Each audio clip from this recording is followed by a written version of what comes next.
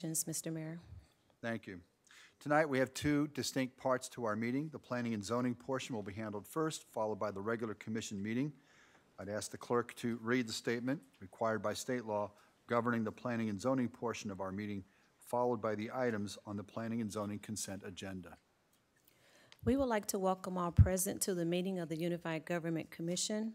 Members of the commission are Mayor David Alvey, Commissioner Melissa Bynum at Large District 1, Commissioner Tom Burrows at Large District 2, Commissioner Gail Townsend, District 1, Commissioner Brian McKiernan, District 2, Commissioner Ann Mugia, District 3 is unable to be here, Commissioner Harold Johnson Jr., District 4, Commissioner Mike Kane, District 5, Commissioner Angela Markley, District 6, Commissioner Jim Walters, District 7, and Commissioner Jane Philbrook, District 8. As each petition is called this evening, all persons for or against will be given the opportunity to express their views. If this is the first time that a particular petition has been before this commission, the commission has three options. Number one, it can approve the recommendation of the Planning Commission with 6 votes. Number two, it can override the Planning Commission's recommendation, but it would take 8 votes to override. And number three, it can return the matter to the Planning Commission for further consideration together with a statement specifying the reason for the referral back to the Planning Commission. The consent agenda is the first part of the Planning and Zoning agenda. Items on the consent agenda have received a unanimous vote of recommendation by the Planning Commission. Unless there is a request to set aside an item from the consent agenda by the applicant, a member of the public, the Unified Government Commission, or staff, then the Planning Commission's recommendation on all items on the consent agenda will be adopted by the Unified Government Commission at one time. I will read the list of agenda items on the consent agenda, and when I have completed the list, the mayor will ask if there are any requests to set aside items from the consent agenda. This is your time to stand up and request that an item be set aside if you do not agree with the Planning Commission's recommendation. If an item is set aside, the matter will be discussed and voted upon separately. All items not set aside will be approved with the Planning Commission's recommendation. We appreciate the attendance of those people here this evening, and we recognize the importance of each petition. We would remind you that there are a number of items on the agenda, and we would appreciate your efforts to make your remarks as concise as possible. We ask that anyone with a cell phone to please turn them off or switch to non-audio so you will not disturb the meeting. Once the petitioners make their presentation, anyone for or against will be allowed the maximum 3 minutes to state your views. As you come to the microphone, please state your name and city for the record. The mayor and commission are required to disclose contacts with proponents or opponents on any item on the planning and zoning agenda. I will ask if any member of the commission wish to disclose any contact with proponents or opponents on any items on the agenda.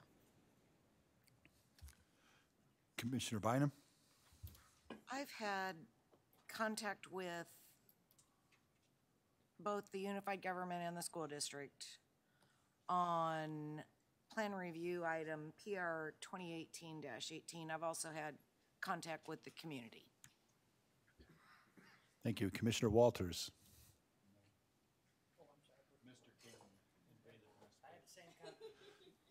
Commissioner Kane. I had the same contacts that Commissioner Bynum had. And I also had contacts with the school district.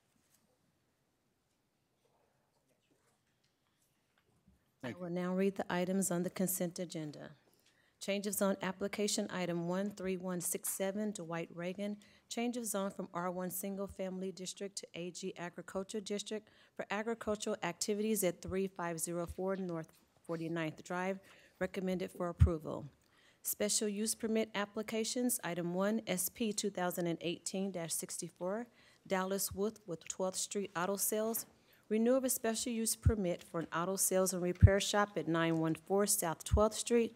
Recommended for approval for 2 years. Item 2, SP 2018-66, Darren Allen with Lounge 42. Special use permit for a drinking establishment with live entertainment at 4220 Leavenworth Road, recommended for approval for 2 years. Item 3, SP 2018-69, Jack McDonald with Environmental Management of KC. Renewal of a special use permit an oil recycling facility at 861 South 66th Terrace, recommended for approval for 10 years. Item 4, SP 2018-770, Liliana S. Gonzalez with Liliana's Hair House, renewal of a home occupational special use permit for beauty shop at 4402 Roswell, recommended for approval for 10 years. Item 5, SP 2018-71, Steve C. Nikan with Tanner Bar and Grill, special use permit for live entertainment in conjunction with Tanner's Bar and Grill at 3900 Rainbow Boulevard, recommended for approval. Item 6, SP 2018-73, Andre D. Hampton, renewal of a home occupational special use permit for gun repair sales at 1728 North 32nd Street, recommended for approval for 2 years. Item 7, SP 2018-73, Sean Tulipana with 5252 Speaker Road LLC, renewal of a special use permit for a maintenance service facility for trucks at 5252 Speaker Road, recommended for approval for 10 years. Item 8, SP 2018-74, Terry D. Mason with Positive Role Models into Demanding Excellence, renewal of a special use permit for a group home emergency shelter for youth 12 to 17 at 1634 South 29th Street, recommended for approval for 2 years. Item 9, SP 2018-75, Ferris Ferrasati with Casey Outlook Rosedale LLC, special use permit for renovations and expansion for Casey Outlook Rosedale Daycare at 2605 West 39th Avenue, recommended for approval for 2 years. Item 10, SP 2018-77, Jennifer L. Rios, special use permit for a daycare for children aged 2 to 12 at 6601 Leavenworth Road, recommended for approval for 2 years. Item 11, SP 2018-78, Jeffrey Zimmerman, renewal of special use permit for an auto repair shop and used car dealership at 6863 State Avenue, recommended for approval for 2 years. Item number 12, SP 2018-79, Joe Heydrich with Cactus Bed Properties LLC, special use permit for a short-term rental Airbnb at 3841 Lloyd Street, recommended for approval for 1 year. Plan review applications, item 1, PR 218-18, Brian Hill with MKEC Engineering, preliminary plan review for elementary school at 8833 Waverly, recommended for approval. Item 2, PR 2018-24, Tim Conrad with Piper Unified School District number 203, preliminary and final plan review for a new elementary school with parking and play areas to eventually become a high school at 13021 Leavenworth Road, recommended for approval. Item 3, PR 2018-25, Brian Hill with MKEC Engineering, Inc., preliminary plan review for a new elementary school for USD 500 at 2600 North 44th Street, recommended for approval. Miscellaneous items, ordinances, we have item number 1, which is an ordinance regarding mobile grocery operations amending section 27-340, 276 to 609, 27-610, and 27-612 through 27-614. To Chapter 27, Article 8 of the 2008 Code of Ordinances and Resolutions of the Unified Government of Wyandotte County, Kansas City, Kansas, recommended for approval. Item 2 is an ordinance rezoning property at 13120 Leavenworth Road from AG Agricultural District to R1 Single Family District, recommended for approval. Miscellaneous ordinance amendment, we have one item. It's removing the special use permit requirement for mobile grocery markets and a new definition for mobile markets, recommended for approval. Those are all items on the consent agenda. Thank you. Does any member of the commission or anyone in attendance tonight wish to set aside any item on the planning and zoning consent agenda? If an item is not set aside, all items on the planning and zoning consent agenda will be voted on by one vote to follow the recommendation of the Planning Commission. Yes, please state your name and your address. Yes, it's Jennifer Rios, 6601 Leavenworth Road, KCK 66104. Okay, so Which one are you asking to set aside?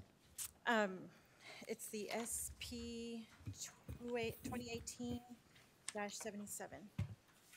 2018-77 SP. Yes. Thank you very much. Mr. Bach? I'd like to set aside C1, PR 2018-18.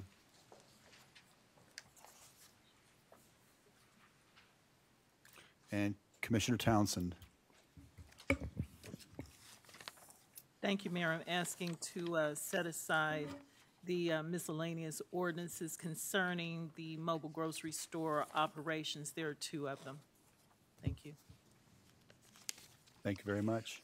That would be D1 and E1, Mayor. There's two of sorry. them. They're What is it? Which both one? related.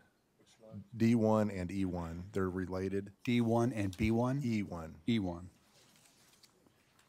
Okay. All right, we have our set-asides. We have a Yes. motion. Oh, I'm sorry, sir. Yes, item number 2. My name is Larry J. Wilson, and I'm at 3115 North 41st Street. And so is that, which item is that? That's the nightclub issue for live entertainment. At 4220 Leavenworth Road? Yes. Yes, sir. So that's SP 2018-66. Okay.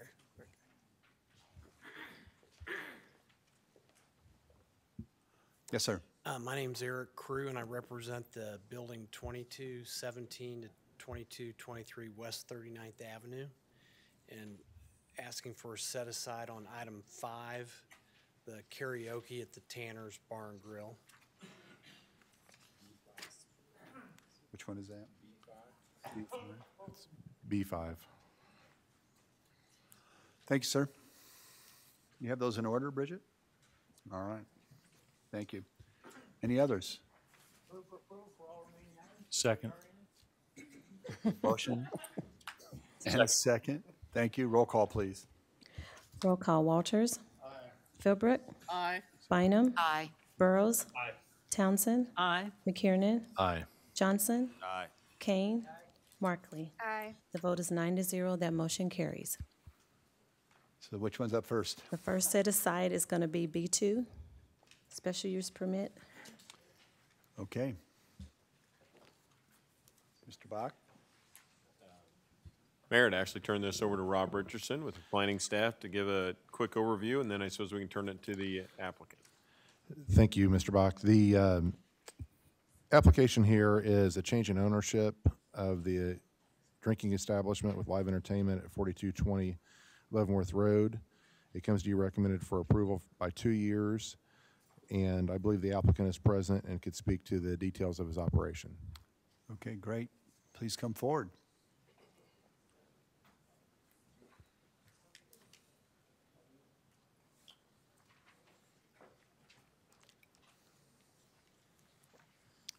Yes, sir. Please state your name and address. My name is Darren Allen at 4220 Leavenworth Road, Kansas City, Kansas.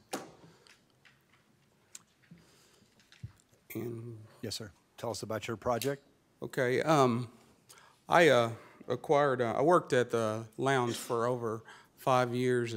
TS, a guy by the name of TS owned it, and I was the DJ at the place. And he got a little older and was going in retirement, so he made me a deal on the place. So I took it from him. And just while I worked there, I saw different things that he could have did better. Really, still was a nice place. Never had any problems or anything like that. So I purchased it and just made a couple upgrades on it. Raised the age limit from 21 to 30. We used to have a lot of smokers that would kind of congregate out in the front, so we made a little deck thing in the back for them to go smoke, so it wouldn't be a lot of, in and out of the building for the safety of the, the customers. Did a lot of upgrades on the place. Did some painting, wiring, the fire marshal and all them. They really got me, so the building's up to par on that. We decided to come with a little more security. We've got some outside security, to kind of help people in and out the cars and just keep the riffraff sitting. Just if you're not going in, you have to leave. So we've got special people just for that, and we've got a off-duty officer hired for inside and out to keep, any type of problems down. Any entertainment will be held inside, windows closed, kind of concealed inside the building or whatever it may be. So I don't see any problem, and we've got people, the parking lot people that we've got to take care of. That's for the trash and the stuff like that. Just really just trying to get something a little bit nicer for the older people of Kansas City, Kansas. Sundays, we're going to have jazz and blues, something different. We're not trying to have, something where people are jumping around, just something, I know a lot of more like bands off of Vine, and then a couple people. I work at UPS, been there over 30 years, and there's some people that have some nice bands that really don't have a place to play at. So me and my buddy here, he works for the railroad, and we saw the opportunity, so I kind of talked him into it. So hopefully it'll be okay, but I'm pretty sure it will. But we've made a lot of upgrades on it, and whatever we have to do to make it happen, because we're in it now. So the wives, we got to make it happen. So Uh-oh. Yeah. Uh-oh. Took me a while to tell her about it though, but anyway, yeah. Thank you, sir. All right. Anyone who would like to speak in support of this application? Seeing that, ask anybody who'd like to speak in opposition to this application. Yes, sir.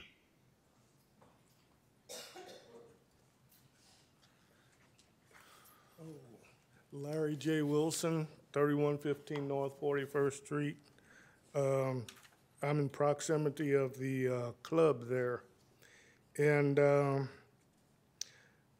previous owner, Mr. Drummer,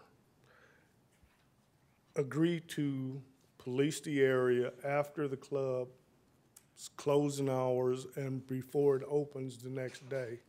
And there was a huge problem there by trash and debris being left by the patrons of the club throughout the neighborhoods. And I feel that the new owners should do no less than Mr. Drummer did. And, I don't have a problem with the new activities that they want to present. I don't have a problem with that, but just don't do any less than the previous owner.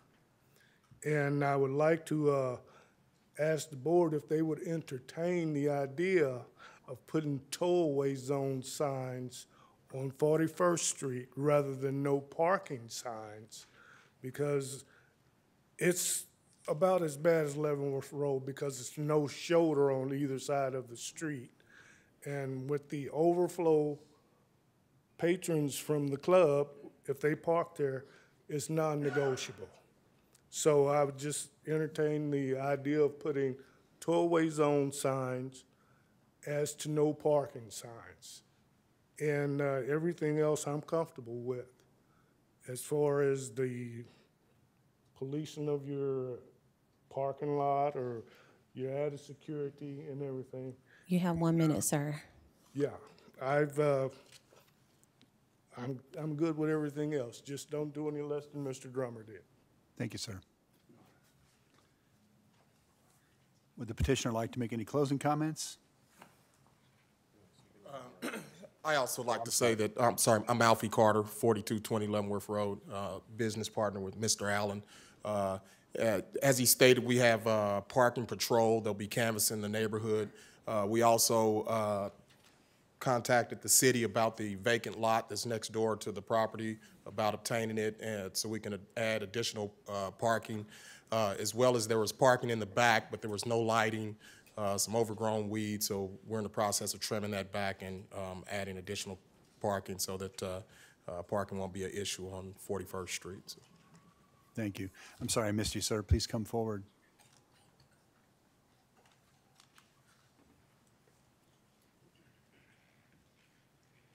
Please state your name and address. Juan Antonio Vividor. I own 4100 Leavenworth Road, and previous nights of, I guess, the party or club being open, they would come into my driveway and park in my property for no reason. So we started laying a big old log right in front of the drive, and they would move that to get into the property. Or go to 41st and just in the yard, park at the yard. So yeah, if they would organize that pretty good, like he said, maybe tollway signs. That's it. Okay, thank you, sir. Thank you. Anyone else who'd like to speak in opposition? All right, seeing none, do any members of the commission have comments or questions? Commissioner Townsend? Thank you, Mayor. It is amazing how quickly 2 years can pass, because I can remember when this was brought 2 years ago, and some of the neighbors had concerns about trash that was being left and security. So it sounds as though, even though I haven't heard anything since that was approved, I'm glad to hear that the new owner, Mr. Allen, and his partner are going to continue to make noise, security, trash collection in the neighborhood a paramount concern. But listening to the other two gentlemen, your neighbors, something still has to be done. We hope you can step it up to circulate outside your club and see where these parking violations are occurring and develop some way to address that issue so it's not a problem to your neighbors. As I said, I have not heard in the last 2 years from your predecessor that some of the things we instituted as stipulations for 2 years ago for the drinking establishment, entertainment, were violated, but sometimes it takes this to bring concerns to the fore. So we want to see those addressed if this goes forward. And also, I'm not sure who would be, is this Public Works, who would address the issue of the tow away versus no parking? How could that be addressed? That's what we would do. We would take a look at it. Well, we'd look at it probably from both planning and see what uses are on that street, but also we would then take, traffic unit would take a look at it, Okay. traffic engineering. Thank you. Well, in the meantime, I would expect the new owners to make that their paramount concern, so it's not a problem for your neighbors. And other than that, I would support it and wish you well. And the request concerning the parking will be looked at then, gentlemen. So I move that the special use permit be granted. Second. We have a motion and a second. Roll call, please. Roll call, Walters. Aye. Gilbert. Aye. Bynum. Aye. Burrows. Aye. Townsend. Aye. McKiernan. Aye. Johnson. Aye. Kane. Markley. Aye. The vote is 9-0. That motion carries. Thank you. The next set aside is going to be B5, and that's SP 2018-71. Okay. That takes us to that item. Mr. Bach? Thank you, Mayor. Sir, the applicant will speak first. The applicant come forward unless, Rob, you're ready to make a comment on it. I would just note that this is a special use permit request for live entertainment, basically karaoke and other game night kind of things for Tanners on Fridays and Saturdays. The applicant, I believe, is here and can give more details on that. It is recommended for approval. Okay. Would the applicant please come forward? State your name and address, please. I'm Rodney Cooey from 3900 Rainbow, Tanner's Bar and Grill, and we are looking to do some live entertainment, low-key, nothing, no big bands or anything, but karaoke and items like that. Basically, we've got a lot of requests from the neighborhood, customers coming in. Right now, we have no entertainment at night, so we're just trying to get something that's a little bit fun that the patrons can enjoy doing while they're eating and having a few drinks. Thank you, sir. Thank you. Is there anyone who would like to speak in favor of this? Seeing none, I'd ask anyone who would like to speak in opposition, please come forward, state your name and address. and you have 3 minutes. I'm Eric Crew. I represent the apartment building just across the alley from Tanner's, where we have approximately 24 residents that like to have the quiet use and enjoyment of their apartment. They do have balconies that they're able to sit on. One family has a 1-year-old child, and currently I patronize Tanner's. Our residents do. We like Tanner's. He's even come by my table making sure everything's all right before. But we already have a noise factor problem where we get complaints from the neighbors that live there. We have a parking issue where they park on our lot. And what we're looking for is more of a compromise. If they could make sure all doors, windows, and openings to the exterior are closed during the karaoke time period, we think we could get along and, you know, live as good neighbors together. But if they're just blasting music out the window, I mean, some of them are just literally 40 feet from the band, or from some guy singing like crazy at midnight, you know. So that's really, we're just looking for a compromise. And that's really all I got to say. Anyone else who'd like to speak in opposition? Seeing none, would the petitioner like to make any closing comments? Yes, sir. Sorry. I have no problem with his request. The windows and whatnot, I don't know if anybody's been down there. We do have garage doors and people do like them. I can understand and respect what he's saying about the noise. I have no problem closing that during those times. We have speakers on the outside. We do have a patio. We normally keep them at a lower volume. Sometimes at night it might sound louder than what they are. We could turn them off at night. We could turn them down at night. We can get a personal rapport together, and any requests, whatnot, can be handled directly by myself. I'm the general manager and my management team there, and we can basically squash any problems that we might have. But I have no problem closing the windows and keeping the volume down. And as far as the parking is concerned, across the street, we do have signs in our place saying do not park across the street. We have a parking garage. Maybe we can work together to make some more signs maybe in his area so it's a little bit more clear, because people do park, and unfortunately sometimes when we're busy it's kind of hard to police everybody that's coming through the door and where they're parking. But I do notice that is an issue. So the parking is something that we can work together as well.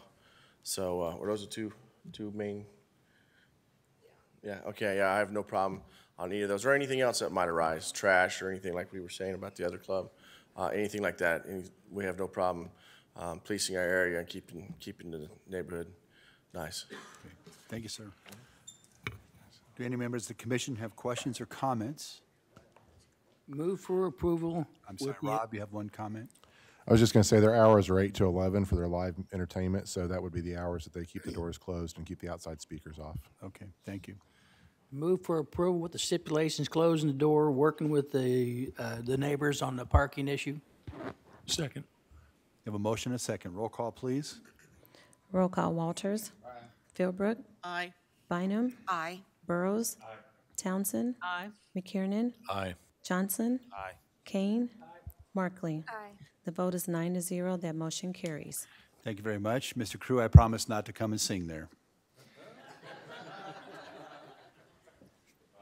Next item. I believe item number 10, SP 2018-77 was requested. Thank you. Yes. First of all, I'd ask Mr. Richardson, any comments? So this is the applicant. She's asked for Oh. this to be set aside. There was a stipulation regarding number of children at the planning commission, and she would like, I think she's going to ask you all to increase that. I'll let her give her specific request. Okay, please state your name and address again. So it's Jennifer Rios, and it's 6601 Leavenworth Road, Kansas City, Kansas 66104. Thank you. Okay, so I realized in a later conversation with planning and zoning that I was being considered for only 10 children for the daycare. And so I truly need at least a minimum of 20 children total, especially for that 2-year period. That's a long time to kind of. Yes. Oh.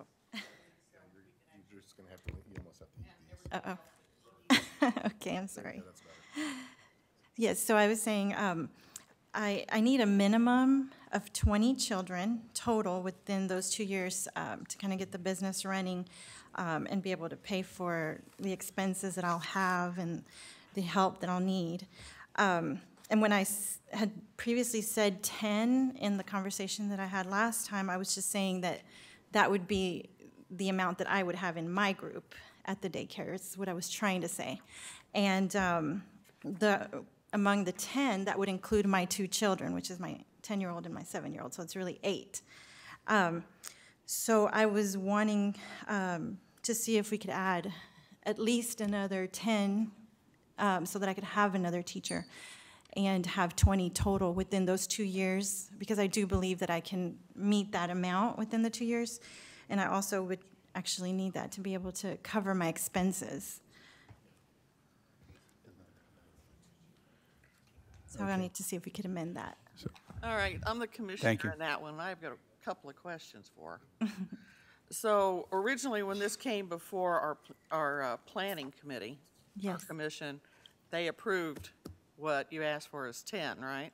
No, I had actually put on there that I was going to have several teachers, and I think it was the maximum. I mean, that I was talking about long-term and how many I could have, but I hadn't really personally specified like a minimum amount. I was just saying I want to get I want to get Rob's response on this because I wasn't at that particular meeting. So I see where so we asked a question, how many children do you expect to have in your care? Mm-hmm. And we meant the whole facility as her care. She took that as her care as a personal provider in that. So she said 10, and that's what we went through with. I would just note that no one came to her neighborhood meeting, and there was no one at the planning commission meeting for or against this. So I don't think that there's any issue of letting people know. We didn't put a specific number in our notice or anything like that. So, and I would just also, Ms. Rios, you might say, I know you've asked for a minimum of 20, but you might also say what you would like to have approved if it's more than 20. Say that again. Yes. So she said that the minimum that she would like would be 20, but is that the whole number that she might want in the 2 years? Because the commission might be inclined to say 22 is fine, or 28 is fine, or 18 is fine. I don't know what the number is, but it might be that you would ask for more than 20, and you should do that at this time so we don't come into the situation again. In other words, what is your capacity? It's 60. I'm sorry? From what I understand, it's 60 based on the square footage. Yes, and we talked about the parking space also having enough for people to actually park, and the acreage for the yards and the children would be half an acre. So but that's the max. I mean. So I'm feeling kind of back to the wall on this one because I really, since I don't know what you really should have, and I really always hesitate, not that I don't appreciate what you're trying to do, but I like to hear from the professionals other than the person that's coming forward on what they feel the capacity of, on stuff like this. So I do have a problem with people coming forward to do that. Do you want to send it back to get an approval or leave it like it is? Because I really am tending to go back and get an official opinion from somebody that does this kind of work before I give a knee-jerk reaction, say, oh, sure, go ahead. Sorry, but, what do you want to do? I think the option is accept the 10 or send it back. Yeah, it really wouldn't make any sense for me to have just 10. So my minimum, I would say, would be the 20, and then maybe we could entertain more down the road. So I move that we send it back. Second. We would need to hold a public hearing. Okay. Yes. Mr. Moore, would you? Well, Mayor, all items for the coming from the Planning Commission should have a public hearing. So before the commission takes any action, I'll see if anyone present wants to speak for or against before there's a vote. Right. Is there any, right? Commissioner Bynum, do you have comments? I do, thank you. So I'm not an expert in this either, but 60 sounds like way too many. I am very familiar with your building. I'm very familiar with the size of your building. It is not a big building. About a year ago, we approved a special use permit for foster care very near your building for a building 5 or 6 times the size of your building for maybe 30 kids. So you can see we're all struggling here with the concept of 60 kids in your building. Right. I think one question I have for you is, do you mean at a time? 60 kids at a time? Well, so the whole house would be for the daycare, and it is, I believe, almost 2,000 square feet with the finished basement now. And so what I did was I took in some people that actually have daycares, and when I took the classes, I inquired on how much square footage it is. And that's kind of what they mentioned. I don't personally know if I would want that many myself either, but that was kind of the number that was thrown out to me. But I was thinking myself, I would like to have at least the 20, and and I know for sure that, so basically we have, I guess it would be like 6 rooms dedicated for the 20. And they would all be themed rooms. So, and this question is technical for staff. With regard to sending it back to planning and zoning for a more professional answer on how many children that size building can accommodate, I think that's what we're being asked to do. Is that one of our factors to be considered when we determine a special use permit? Which factor would that fall under for us?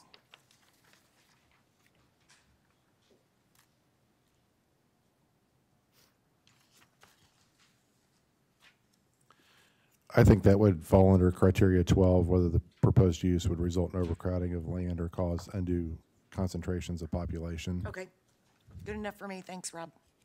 Commissioner Markley? Probably not relevant if we're sending it back, but I was just going to clarify. You're going to be a licensed facility, so someone else is going to be deciding how many kids to each person. It's not that you would be handling 60. Exactly. Somebody else takes care of that. Everything would be according to the rules and the law. Right. Yes. And again, I do say, I want to say I do have my master's in education, and I also study child care development, and I have a lot of experience with children. But yes, I know the rules change, and if anything ever changed, I would definitely follow all the rules.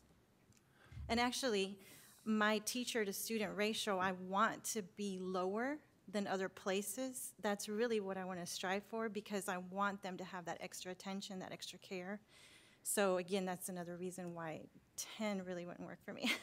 Because it'll be me, and I'll actually have someone else with the 10 with me. That's my plan. It's not just going to be me. Thank you. So that's another expense. Commissioner McKiernan? I appreciate Commissioner Markley's point. I just looked this dwelling up on Landsweb, and it says it has 1,508 square feet in the living area. And it seems to me that 1,500 square feet is an awfully small space for 20 children plus whatever adults are required to supervise those children and keep them safe while they're on that premises. So I definitely think this deserves more attention. It should go back to the Planning Commission. And I think that somewhere there's got to be a regulation that specifies how much square area there needs to be per child or per person in any daycare facility. I don't know what it is, but there's got to be. There's a state law regarding that. We'll if it goes back, we'll get that information and provide it. And also, I think that only includes it doesn't include the finished basement, usually, that square footage. It is the official record of this dwelling in our records. Okay. So is there anyone else? This is a public hearing. Is there anyone else who would like to speak in favor of this petition? No, do you want to speak in opposition or in support? I just want a question. Did she mention how many people were going Nope, sorry. No, ma'am. You want to speak in? Okay. Yes, sir. You have to come up to the microphone, state your name and address. Just step aside so they can speak. Okay. Faris Farasadi, 12704 Woodson Street, Overland Park, Kansas. Same application, type of application I had. It's about 35 square foot per kid. By the state, there is a pamphlet on website by the state of Kansas. So they would come and take a look, exactly like you guys said. They would come take a look. The bathroom, the kitchen is out of it. The rest of it, the areas that you define as the classroom, then it's 35 square foot a kid. So in my humble eyes, and the state of Kansas, in many cases, basement is not in the official records. I have a 6,000 square foot, it's listed as 4,000 square foot. Below the ground, they won't even put it in. From the health department, they would come and they look at the areas that you define as classroom, they measure it, and they tell you exactly how many kids you can have there. I just thought that information might be useful. Thank you, sir. From what I collected, I think 20 would be okay for that square footage after we count out bathroom and the kitchen. Thank you, sir. No conflict of interest here. Marcia, I'm going to, please come up and ask. You already asked that question. Thank you. I just wanted to ask how many people. Come to the microphone, state your name and address. Marcia Rupp, 2816 North 46th Street. And I don't know if Angela, I didn't hear her very good. Did you hit on how many were going to be over these children? Oh, per child? Yeah, okay. Thank you. Thank you. Anyone else who'd like to speak in opposition? Seeing none, any further questions or comments from the commissioner? Seeing none, I entertain a motion.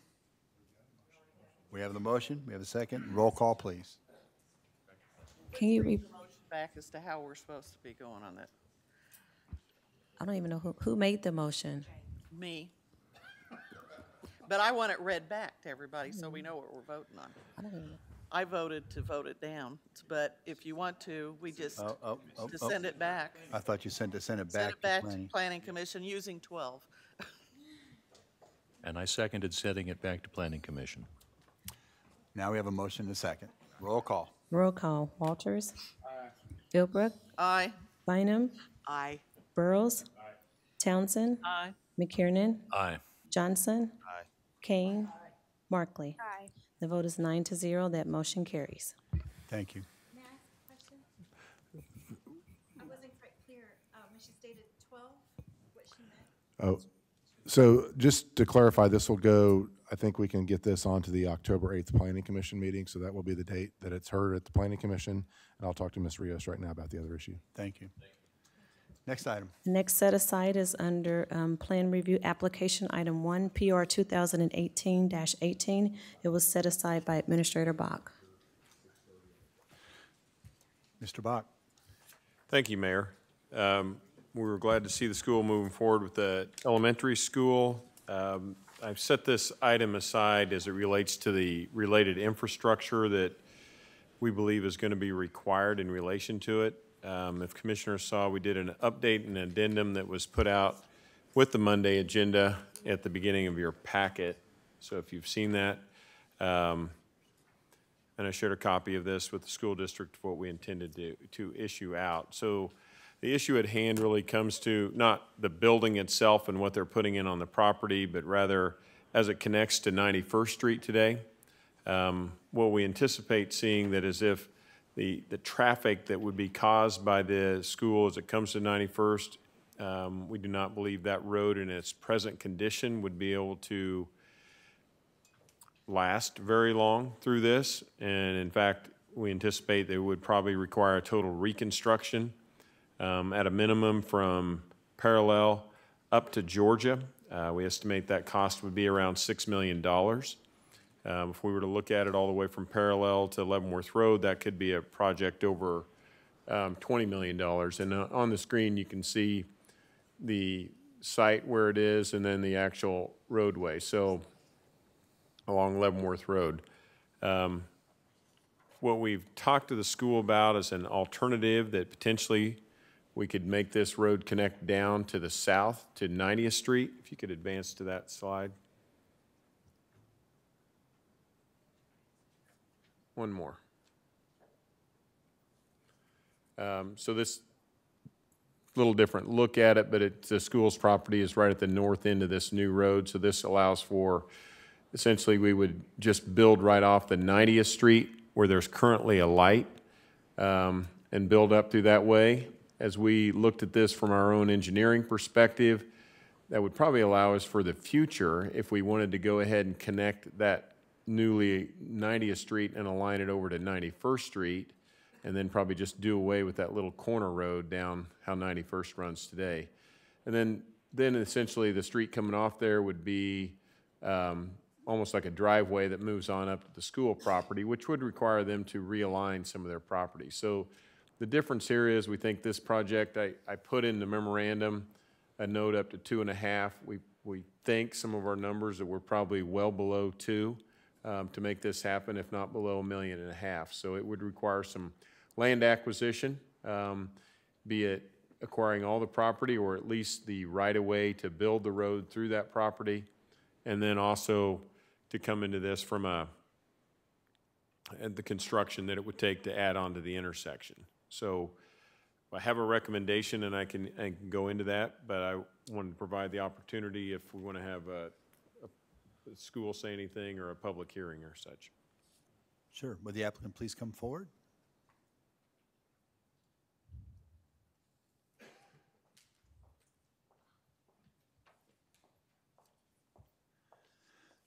Thank you. Please state your name and address. Good evening. My name is Dr. Kelly Mather. I'm the Chief Operating Officer for Kansas City, Kansas Public Schools. Address is 2010 North 59th Street. Good evening, Mr. Mayor, Commissioners, Mr. Bach. Thank you for letting me take an opportunity to speak on this after Mr. Bach has presented his recommendations. I know I don't have a lot of time, but I do want to kind of provide a little bit of history and kind of what our perspective is from a school district as we move along in this cooperative and collaborative process. We know we're here tonight to really just focus on the development of the new elementary school. We're simply a school district trying to build a school where we're combining White Church and Bethel Elementary schools. So very quick history. Back in August of 2017, we realized that we could not build on the existing properties of White Church and or Bethel Elementary School, either one. That was the original intent with the $235 million bond referendum. At that point, we started looking for the acquisition of property. Back in November of 2017, we actually approached the city planning team and asked for a meeting specifically to address issues regarding the piece of property that we looked at, to make sure that there wasn't any significant obstacles that any of us could foresee in advance prior to the acquisition of the property. Kind of moving forward, speed ahead a little bit, we got to June 11th of 2018, and we actually went to the Planning Commission. We were approved at the Planning Commission for our full plan to access the new elementary school off 91st Street unanimously on that Planning Commission. We then came to the County Commissioners meeting on the 28th of June, and at that point, I think some of the concerns that Mr. Bach was addressing came about. First time that we had heard about the cost estimates for 91st Street improvements, and we were sent back to Planning Commission. We went back to Planning Commission on August 13th, and we were approved with our same plan a second time, unanimously by the Planning Commission. We then came after talking with the mayor and Mr. Bach on August 30th, and we were aware of the fact that the mayor was going to ask for our item at the County Commission meeting on the 30th of August to be tabled so that we could have further conversation, again, with the UG and the city planning team, which we certainly want to continue to cooperate and do that. So we did. We met with Mr. Bach and his team on September 13th, and now we're back here today. I think that history is important because we've been dealing with this process to develop this and build this new school for an extensive period of time. So we acknowledge that the construction of any new school, we don't have the luxury in KCK of building a lot of them, but we have had recently, but we recognize and acknowledge that it can trigger the need for other public improvements. And we have clearly acknowledge that even in this project, and I wanted to point that out, is that we approached this project initially with offering and volunteering over $600,000 worth of road improvements on 91st Street, right at the frontage of the school property. That did not only include the road just in front of our property, which, not a planner, but my understanding is the requirement, but we did the whole road, over 730 feet of road improvements, over $600,000 of improvements in front of the school. We felt that was our obligation, and we still feel it's our obligation because we want to ensure the safety of our kids and families and community getting into and out of the school frontage area, as well as be good neighbors with the neighbors. So we wanted to make sure that we were making their homes right across the street. There's 3 or 4 homes right on 91st Street, make sure that they were viable for them to get in and out of safely. So we do acknowledge that there are sometimes costs associated with that, and certainly willing to pay for the costs associated with the development of our school. Also, I'm trying to kind of jump down a little bit. So in summary, basically I think we all want what's best for our kids. We're trying to develop the school. We want to get it built. We want to both be fiscally responsible. The school district does with our tax dollars. I know you all do, and I know in speaking with the city team, planning team, as well as Mr. Bach, that's the case. Mr. Bach is going to propose 2 options. We would be in support potentially of the recommendation of what he's going to identify as 2B, only with the stipulation of some language changes, and this becomes important for the school district perspective. We would recognize or have asked you to recognize that changing the language of equally shared to shared costs between the school district and the unified government is important. The distinction is important because the district, per the request of the city, as Mr. Bach had indicated, we utilized one of our professional construction estimators to identify the costs. We anticipate that the cost for this connection off of Parallel to our property, which we do not own that property, is under $1.5 million, with the school district contributing $600,000 and the unified government contributing approximately $800,000. Now, the problem that we're running into, and the other stipulation, is we don't own the property between our property and Parallel. So I feel like we have to make it very clear that the school district has shared on every occasion, from Planning Commission on through, that we are not interested in acquiring additional property in order to access this school. The reason we feel strongly about that is we feel like we've been approved on more than 2 occasions for our access off 91st Street, and we're willing to spend over $600,000 on improving that roadway. I understand and respect that that could be much more if you improve 91st Street away from, south, or north of the school site. So I want to make it clear that we acknowledge that, we appreciate the concern there, but we believe we are contributing financially to that. So if that, with that stipulation or that exception, we would be willing to work collaboratively with the unified government, as we have been doing for option 2B.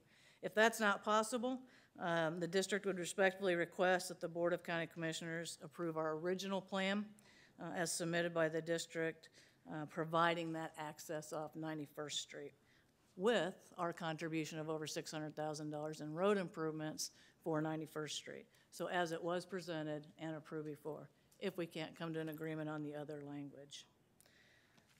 With that, I wanted to thank Mr. Bach and his team for continuing to work with us. I know this has been a challenge for all of us. I do believe that we're all on the same page trying to get this school built. We are respectfully asking that we can move forward this evening on this. We have lost several months in this process. Frankly, I'm getting a little bit concerned that we're going to be able to open the school in time. We had hoped to do an early grading permit actually now, right now as I'm speaking. That is not obviously the case, so we still have a little bit of flex time, but we would certainly hope we could move forward. And with that, I would address any questions. Thank you. Do you want to ask a question? Okay. Commissioner Bynum has a question? No, I'm going to do public hearing first. Yeah. Okay. Is there anyone who would like to speak in favor of this proposal? Seeing none, is there anyone who would like to speak in opposition? All right, seeing none, Commissioner Bynum. Thank you. So, Dr. Mather, to you and your team and us and our team, thanks for hanging with us through this. I can't even quantify how baffling it is to me that a process for building the school that began almost a year ago, if not more, made its way all the way to a consent agenda for full commission before the commission became aware of the dollar amount of 91st Street improvements. Not only did this project make its way all the way to a consent agenda for approval, we sat through a budget season with a full CMIP and still never heard that we had a school building project in need of major road improvements. And so that disturbs me. It's not your fault, but I'm expressing it out loud because it's really hard for me to get my head around how that happened. That being said, I appreciate the diligence that's been shown by us and by your team to now resolve that issue, come to some kind of resolution on that issue so that you can stay on schedule, appropriately use the bond dollars that you're allowed to use in the way that you're allowed to use them. And with that all being said, I am going to ask and in fact make a motion for approval, including item 2B, which is require improvements for the cost, require improvements for the cost of those improvements to be shared by the project and the unified government at the level that Dr. Mather is offering, which is the $600,000 commitment that was made to 91st Street that, if I understand correctly, you're now offering to locate into the other area for the different access to the school. So that is my motion.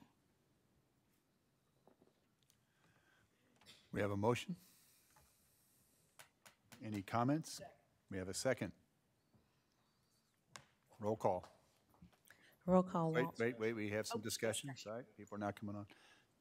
Commissioner Townsend.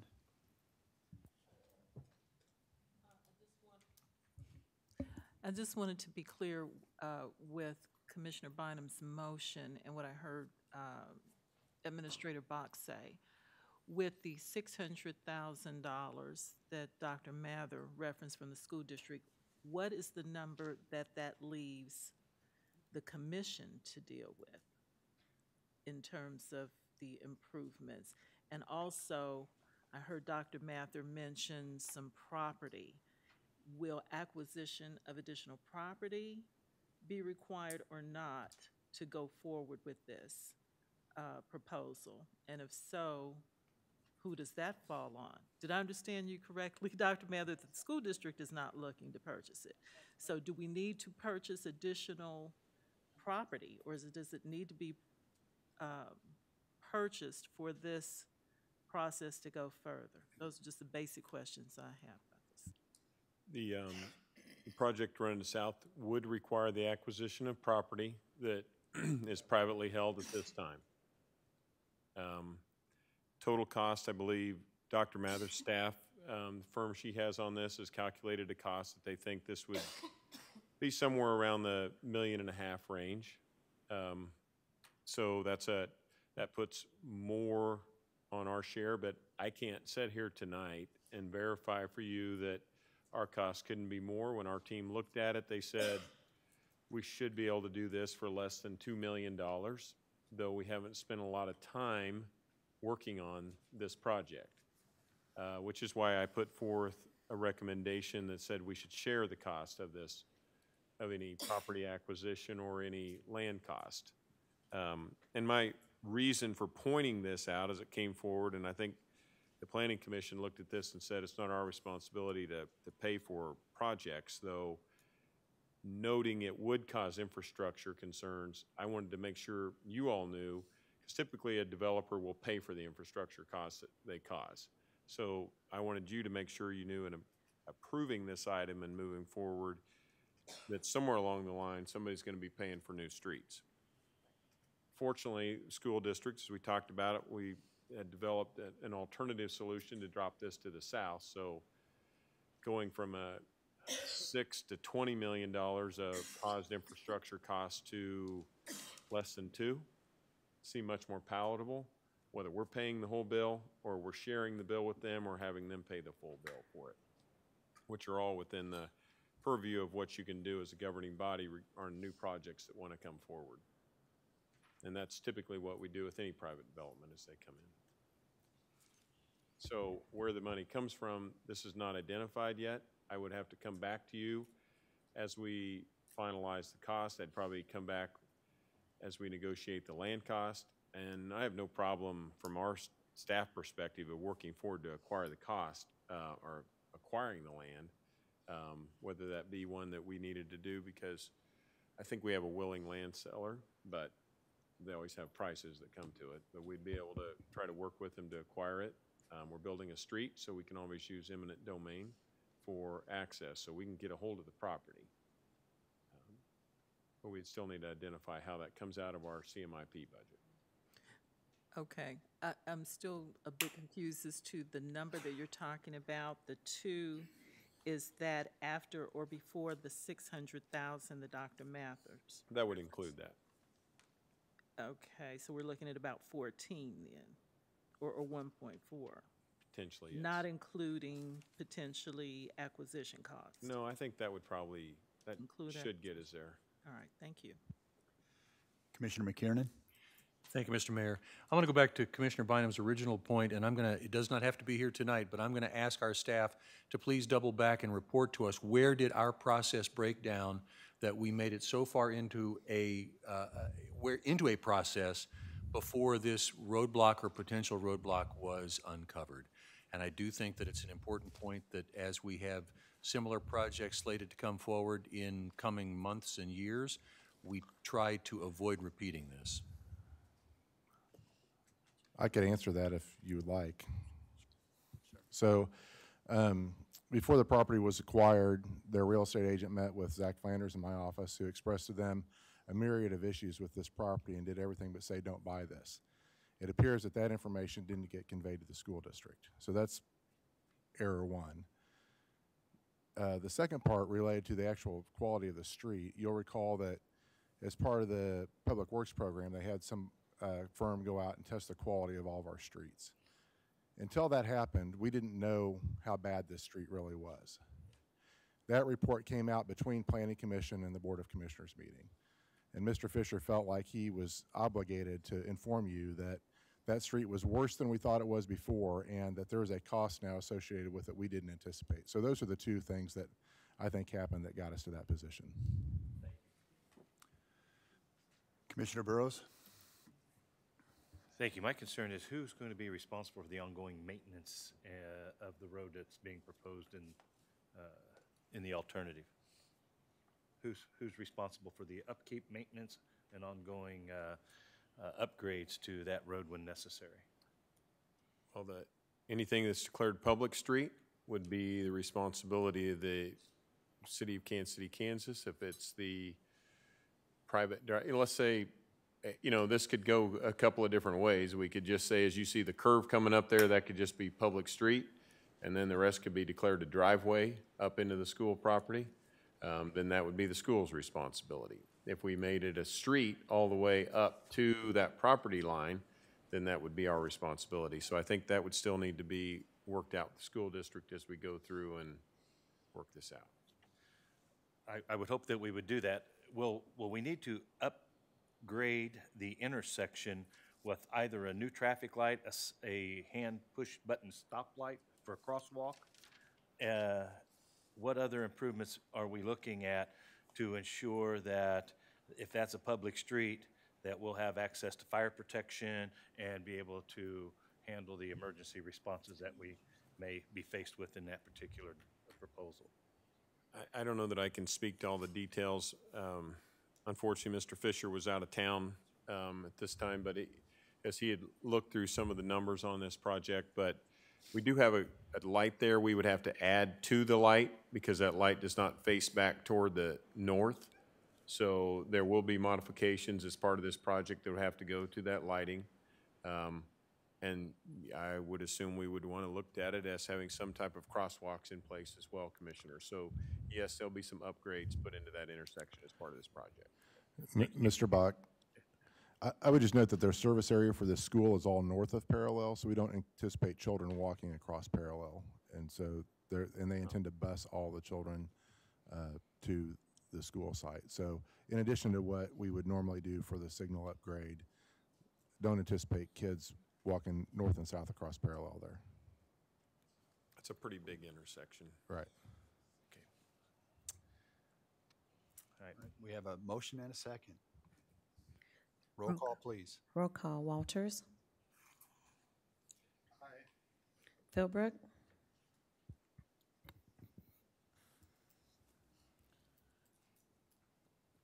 No.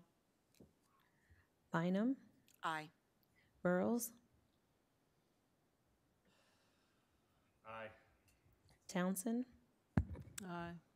Is that an aye? McKiernan. Aye. Johnson. Aye.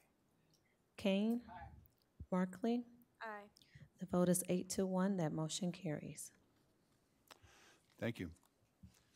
Next item. The next set aside is going to be miscellaneous D1, which is an ordinance regarding the mobile grocery operations, and also miscellaneous E1, which is an ordinance removing the special use permit requirements for mobile grocery markets requested by Commissioner Townsend. Commissioner Townsend?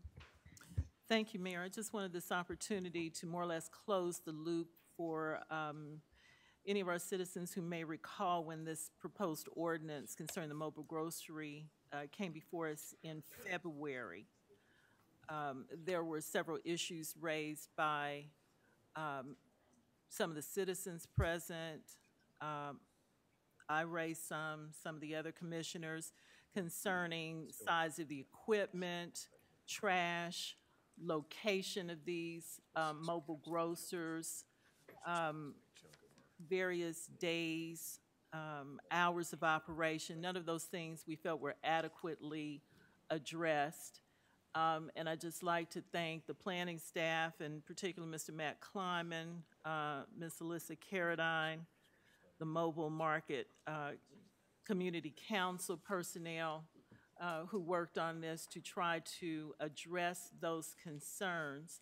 I think they have been concerns. This whole process came forward to try to expedite or not needing special permits every time a mobile grocery store operator wanted to come forward.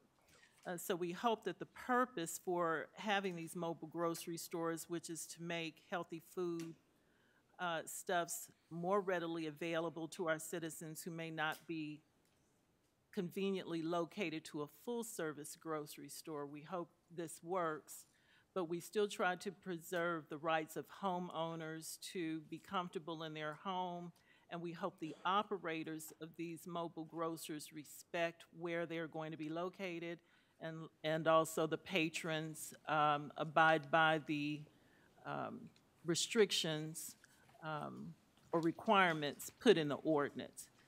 So with that, I would just like to move for approval of this, both ordinances. Second. Thank you. But this is a public hearing, so, correct? Oh, thank you very much. Okay, we have a motion and a second. Roll call, please. Roll call. Walters. Aye. Philbrook. Aye. Bynum.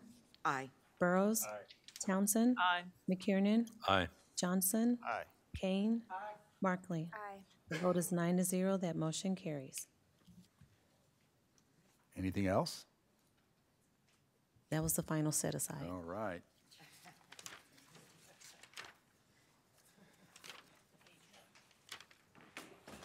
So that concludes the planning and zoning portion of tonight's meeting.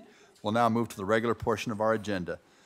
The regular consent agenda. Does any member of the commission or anyone in attendance tonight wish to set aside any item on the regular consent agenda? If an item is not set aside, all items on the regular consent agenda will be voted on by one vote. Second. We have a motion and a second. Roll call, please. Roll call, Walters. Aye. Philbrook. Aye. Bynum. Aye. Burrows. Aye. Townsend. Aye. McKiernan. Aye. Johnson. Aye. Kane. Markley. Aye. The vote is 9-0. That motion carries. Thank you. We now move to the standing committee agenda. Under the standing committee agenda, we have an ordinance removing late fees and interest associated with the demolition lien on 3840 Lloyd. I'd ask Mr. Burrows if you'd like to make any comments on this as you chair that committee. I'm sorry, Mr. Mayor, would you repeat the question? Sure. This is regarding, I would be happy to jump in there. I think this went through the committee, and they looked at it for the release of the demolition liens on the property. The committee heard this, gave it quite a bit of information, and then took it to the point of advancing it, but we did not have an ordinance prepared at the time of the meeting, so this really came forward. It would be on consent if we had had an ordinance to take before Commissioner Burrows' committee, so this is all intact now in a coordination with what the committee had recommended. I'd entertain a motion. Nope. We have Second. a motion and a second. Roll call. Roll call, Walters. Aye. Philbrook. Aye. Bynum. Aye. Burrows. Aye. Townsend. Aye. McKiernan. Aye. Johnson. Aye. Kane. Markley. Aye. Vote is 9-0. That motion carries. Thank you. That concludes the portion of our regular meeting, and I adjourn us in that capacity. I call us back to order now as the Land Bank Board of Trustees. Does any member of the commission or anyone in attendance tonight wish to set aside any item on the Land Bank Board of Trustees consent agenda? If an item is not set aside, all items will be voted on by one vote. Second. We have a motion and a second. Roll call. Roll call, Walters. Aye. Philbrook. Aye. Bynum. Aye. Burrows. Aye. Townsend. Aye. McKiernan. Aye. Johnson. Aye. Kane. Markley. Aye. The vote is 9-0. That motion carries. Thank you. Thank you, folks. We are adjourned.